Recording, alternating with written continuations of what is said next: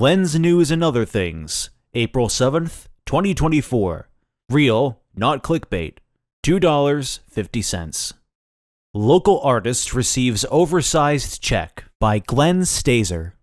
Today at Keith Loggins' Awesome Shack in Guelph, Ontario, a Canadian musician received $50,000. Primarily Colorful, a YouTuber known for his videos Dibba Dibba Dibba Dibba and Me Making Fart Noises, Good Video, has signed a deal with Kellogg's to make a new version of his latest viral sensation, Funny Doritos Video, featuring new cereal-inspired lyrics to promote Frosted Flakes to the online market. "Internet users are a huge potential market for Kellogg's products," said Keith Loggins, Kellogg's CEO, at today's press conference at his famous Awesome Shack. "I know this because a lot of people use the internet and also have money.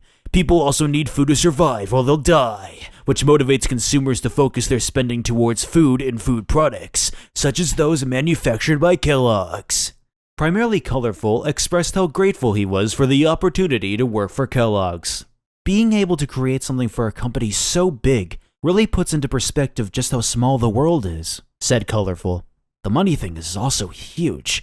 Now I won't have to borrow money from my dad to buy pizza. Maybe I can even afford groceries. Did you see how much a box of cereal costs these days? $40. Kellogg's sucks." Included with this story is an image. The caption reads, "Kellogg's CEO Keith Loggins poses with artists Primarily Colorful." Glenn's News and Other Things, June 26th, 2024. Real, not clickbait. $2.50. Kellogg's CEO Keith Loggins missing by Glenn Stazer. Earlier today, the Ontario Provincial Police announced that Kellogg's CEO and master air hockey player Keith Loggins has been declared missing. His current whereabouts are unknown. Not much information has been released by the OPP at this time, as they are in the very early stages of investigation. All that is known is that Keith Loggins' iconic jacket has been spotted at Jack Douglas Park by 28-year-old Bernie Flanders near a body of water. "I was taking a stroll through the park, and all of a sudden, completely out of left field, I see Loggins' priceless leather jacket lying on the grass," said Flanders. "I hate that guy. His head is so far up his own butt that he can see the back of his teeth. He's constipated himself from his own ego. Although I will say, because of his unique view of his own mouth, he can probably see everything while brushing his teeth, and has excellent oral hygiene." The location of Loggins' jacket has had people suspecting a possible death by drowning in the park's waters, though at this time it is unknown if he has done any dying recently. The OPP is urging anyone with any information to call them, and has announced an award for finding Loggins, a signed autograph of him playing air hockey at the arcade they found on eBay for $20. Included with this story is an image. The caption reads, "Kellogg's CEO Keith Loggins strikes a pose." Cereal giant Kellogg's out of business by Glenn Stazer. After the disappearance of Kellogg's CEO Keith Loggins, interest in the corporation has completely collapsed, and earlier this afternoon, the United States Congress has voted unanimously to shut down Kellogg's in its entirety. All corporate and factory buildings have been ordered to stop business immediately and have the buildings be demolished.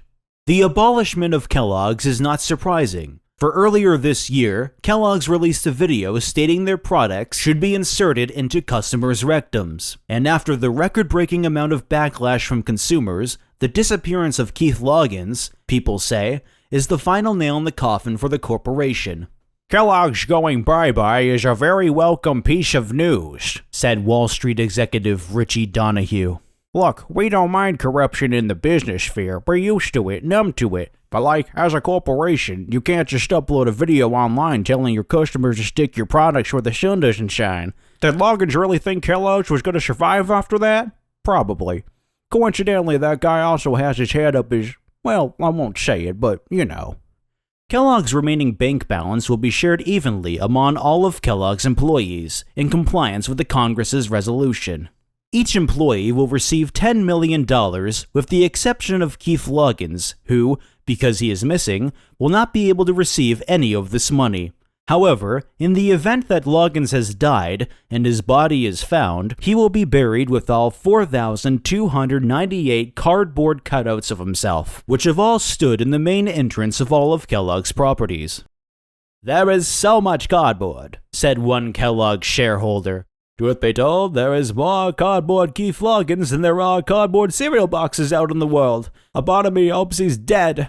Only because that would mean all of that cardboard would be buried and therefore composted. It'd leave at least a tiny bit of a good legacy for Kellogg's as we head out the door. We really do need it."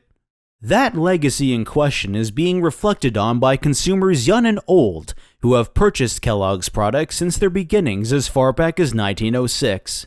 Kellogg's has been around since 1906? Asks a college student. The people who ate their cereal back then are probably dead now, likely because of Keith Loggins. What a terrible man. I'm glad he's dead. At least I heard he's dead anyway. I remember I poured a bowl of cereal once, and some of it spilled out and went onto my recently washed tablecloth, said one mother. Who does that Keith Loggins think he is selling this garbage? Good riddance! One time I went to the store and left, and as I was driving home I realized I had forgot to buy cereal, said landscaper Larry Heisenberg. I have no doubt in my mind that was absolutely Keith Loggins' fault. I can't go back to the store, Keith. I don't have money to pay for more gas. What a monster. I'm going to find his tombstone and urinate on it. Can of Corn Left on Sidewalk by Glenn Stazer. Last night, a can of corn was seen sitting on the sidewalk of Queen's Avenue in London, Ontario. No other groceries were found with the canned good. The can of corn was found slightly dented, leading people to believe that the can was dropped. The most likely theory was that the can originated from a grocery store and was placed into a paper bag, possibly along with other groceries that were meant to be paired with the corn, making a meal. The paper bag may not have been manufactured with thick enough material, likely paper, to hold the can and possible accompanying groceries, if any, leading the can of corn, possibly among other items, to tear through the bag, falling onto the sidewalk. A sub-theory of this likely story is that the customer, of which purchased the can of corn and other possible items, realized the weight of the contents of the bag had made the bag tear and caused the items to fall out, and they had picked up any other possible groceries but forgot to pick up the corn, leaving it on the sidewalk.